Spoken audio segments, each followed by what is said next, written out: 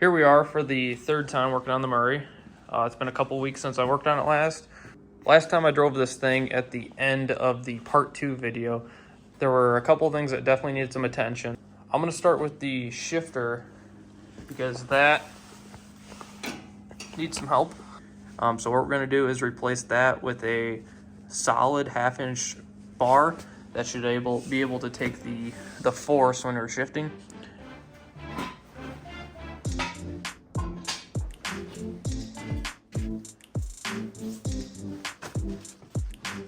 Okay, so we are going to tear into this to get to our shifter, but the way I designed it originally was that it wouldn't have to be accessible very easily.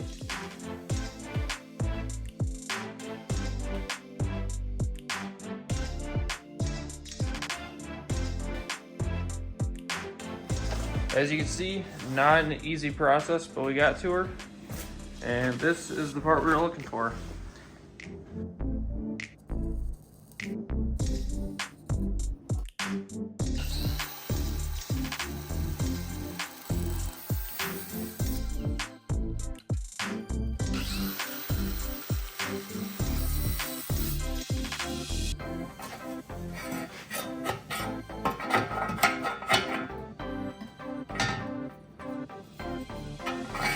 I got this solid 1/2 inch bar, and we're gonna hopefully remake this exact same thing.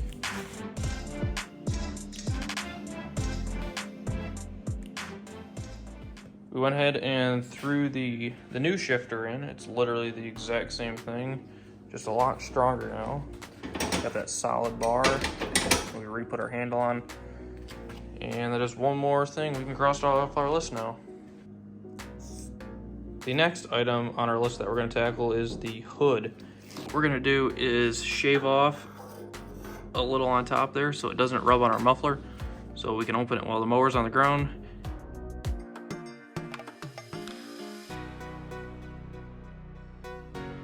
I ended up just putting a little filler metal in there to get rid of the bolts so there's nothing to thread into. If I ever need to take the hood off, I can just push these tabs in and the hood will pop off.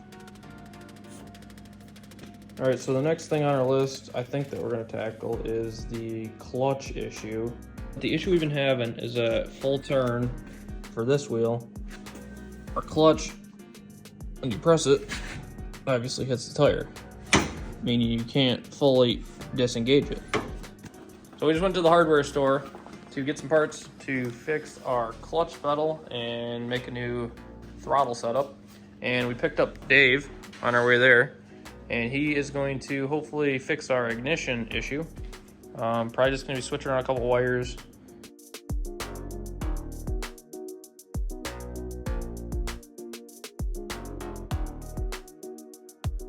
All right, so while we were in the process of troubleshooting our ignition, we went ahead, in order to knock another item off our list, we went ahead and got another starter.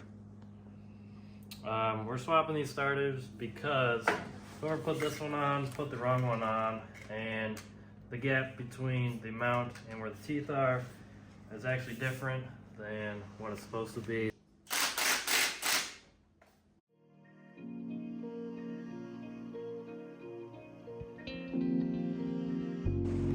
Whoever wired this mower seriously needs some help. It was just sitting here and then the coil fried. And this is why everything takes so long. So a little while later, and we got everything ripped apart. We got the coil taken out. That was the smoking thing. Little chart action on the connector. We got another one ordered for that. The starter should be all set to go. And the ignition, we actually had we made a connection on the wrong post. We were sending power direct to the coil, and that's why it burnt out. That's good to go, and we can continue working on our clutch pedal here.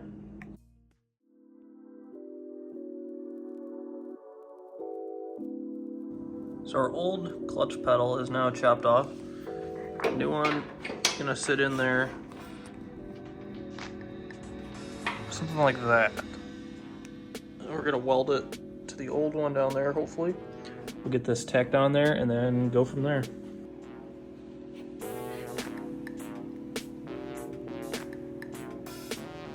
With our clutch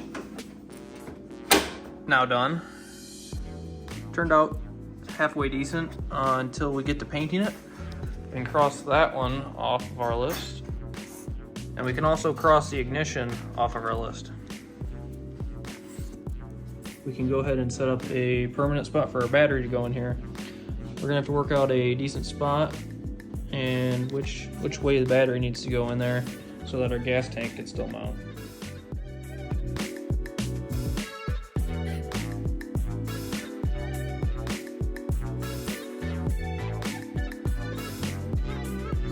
After messing around with it for a minute and discovering that you can apparently mount these on their sides without it being a problem, that looks like it's going to be the best solution for our battery while still being able to put the gas tank in its correct spot there.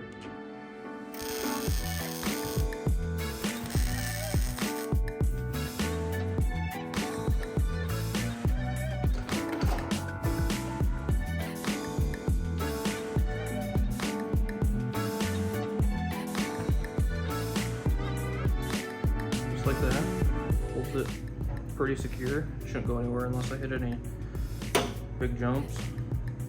And then our gas tank fits right on top of that, just like that.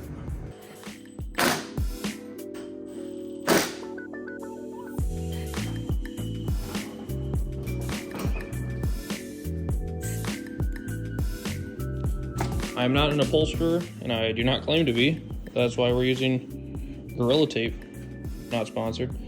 But we got some foam showing, some cracks. We're just gonna clean it up a bit. It's not gonna look great, but it is gonna work.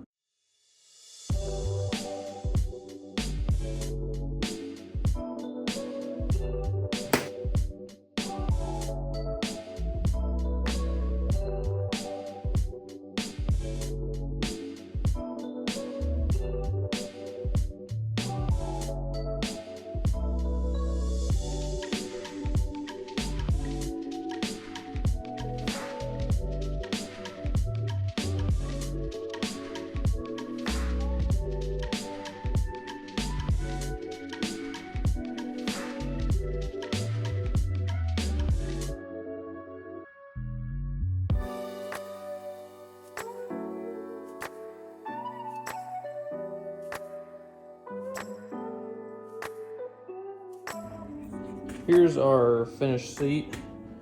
Turned out decent for probably $1 or $2 in tape. Tape doesn't really contour how you want it, but I tried. We'll go ahead and slap our little plastic retaining border ring on and mount it back up.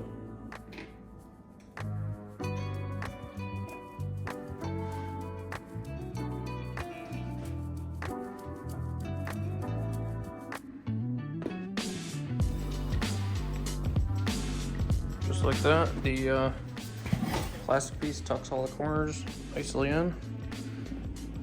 Go ahead and get it mounted. If you've been following along, you know that most of the time I don't know what I'm talking about. And this was one of those instances. Earlier I put my battery sideways and I failed to notice that there were actually vents in the side.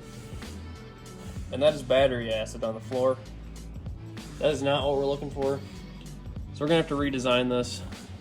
Most likely battery in that corner. We got our battery all tucked away in there, and now we got our coil in the mail that we burnt up. Go ahead and install that and hopefully get our motor running. Just turn it over, that's good enough for now. We are gonna move on to our throttle. We got this fresh cable in the mail. Probably gonna need some shortening. But I'll kind of go over what we're planning out. So on this side, right about in here, we're gonna try and mirror a similar cutout to our clutch, and then we'll bend up a similar pedal.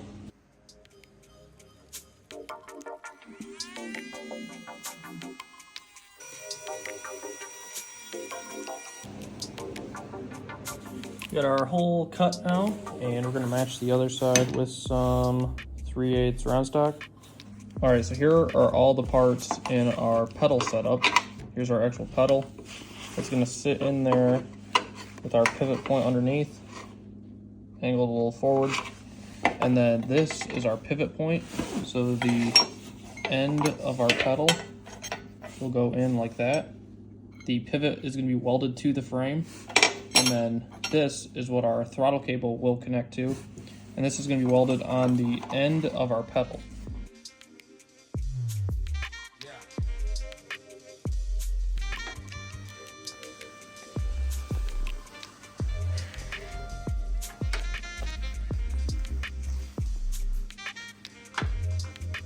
All right, the return spring for the pedals in. I got my bracket right there to hold the end of the cable. I might play around with it a little more, see if we can figure anything else out, but that's what we're gonna ride with right now. And we'll throw our cable in.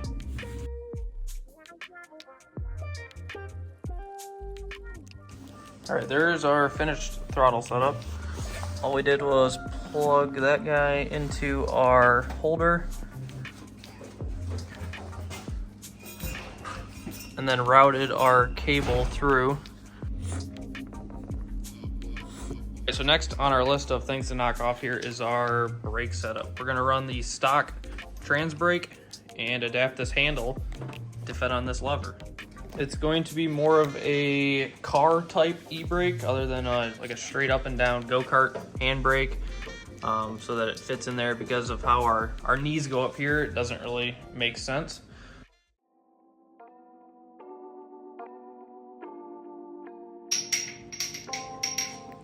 We have come up with a change of plans here. We are now going to do an angled pole handle type thing around our wheel. So basically the handle for the brake action is going to be right here, and it's going to be vertical. With this coming straight out right under the seat, it'll be like right under your leg. So we need to either bring it out, well then you hit the tire, or give it an angle, but that wouldn't pivot quite right. So this is what we're going to go with. So we have our handle tacked up in the rough shape that we need. And we're going to cut out a little from our seat mount.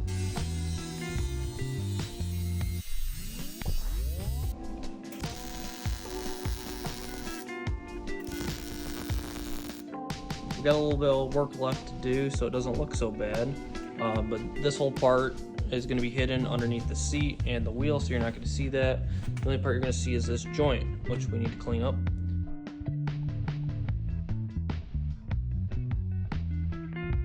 All right, our brake setup is for the most part done. I have some specialty fine thread metric lock nuts for here to keep this tight. Other than that, good enough to cross off the list. So next on our list, we have headlights, paint, and fenders left to do. I got some headlights on order, and we have to do our fenders before the paint. So all we have left to do on the fenders is fix some of these horrendous looking welds and shape these corners here.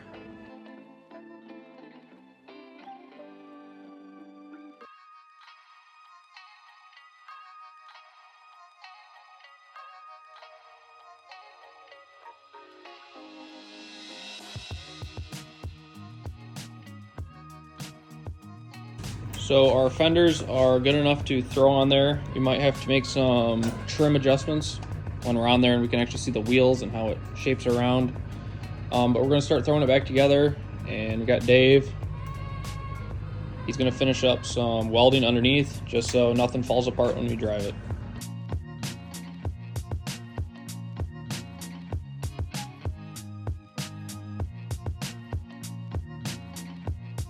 All right, we are all set with the reassembly here, and it is now time to see if it runs and moves with everything that we've added.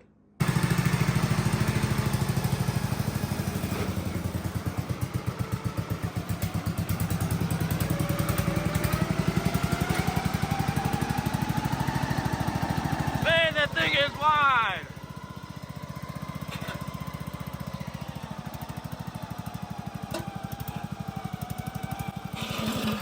Yeah! nailed it! Oh my gosh.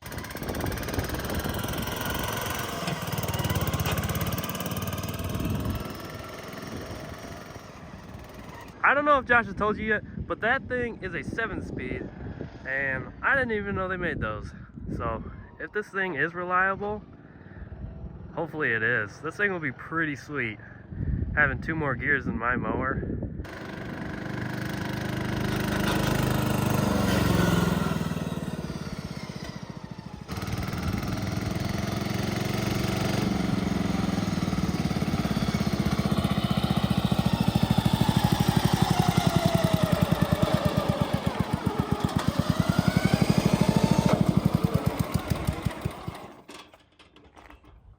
Brakes do not work. Yeah, they're smoking a lot right now.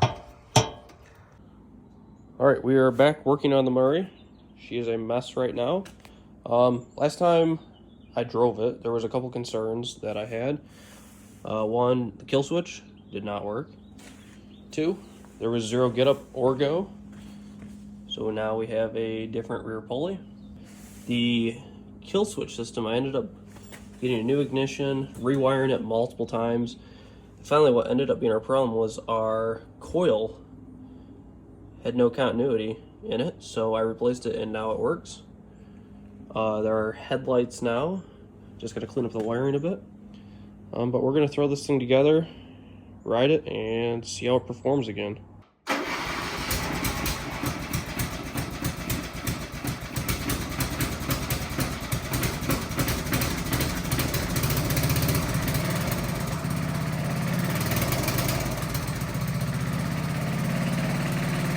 So, in true project fashion, nothing works the first time, including the engine.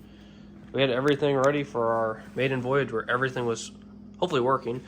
Now we are leaking oil and have no compression. So this is what our cylinder looks like. Those are pretty deep grooves, not what you're looking for. So it might be engine swap time. All right, so it is the next morning. Blown up engine is still on there. And we are going to replace it with another screaming 12 horse. Ideally, I'd like to go bigger. That's just what I got on hand right now. And we'll just do a quick time lapse of the swap.